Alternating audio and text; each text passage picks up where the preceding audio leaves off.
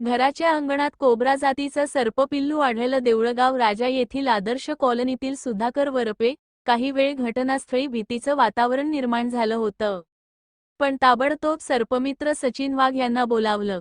ते क्षणातच पोहोचले आणि अत्यंत कौशल्याने व सावधगिरीने त्या कोब्रा सर्पपिल्लूचं रेस्क्यू ऑपरेशन पूर्ण केलं.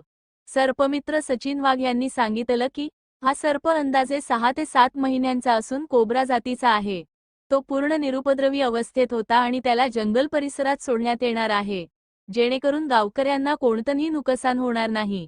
या धाडसी कार्याबद्दल गावकऱ्यांनी त्यांचं मनापासून कौतुक केलं आहे. जर तुम्हालाही परिसरात अशी घटना दिसली तर तात्काळ प्रशिक्षित सर्पमित्रांशी संपर्क साधा, कारण साप आपला शत्रू नाही, तो पर्यावरणाचा रक्षक आहे. अशाच स्थानिक बातम्या पाहत रहा.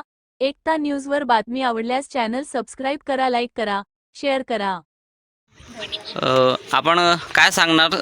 आज आपण या ठिकाणी एक सापाला पकडलेलं आहे किंवा सापाचं जे आपण जीवदान दिलेलं आहे सापाला, नेमकं काय सांगणार? हा कोणत्या जातीचा साप होऊ शकतो?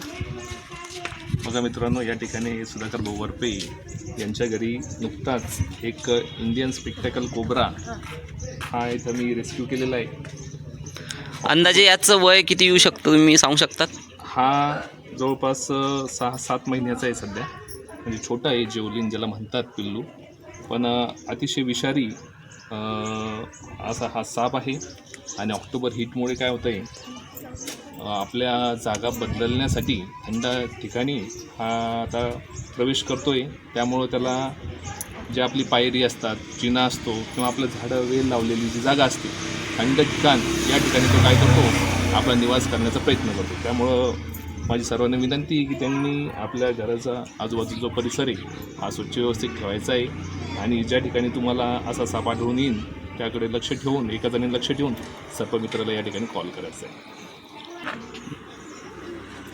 जोही सर्पमित्र अशा प्रकारच्या नागाला, सापाला, विषारी बिनविषारी आपला रेस्क्यू करतो, तो निश्चितच त्याला एका निर्जन ठिकाणी जे फॉरेस्ट खात्याचं जे एरिया असतो त्या ठिकाणी सोडतो, त्याला सुरक्षित सोडतो. त्यामुळं सर्पमित्राच्या हाताने हा साप कुठेही साप आढळल्यास तो तुम्ही सर्पमित्राला बोलूनच पकडला पाहिजे.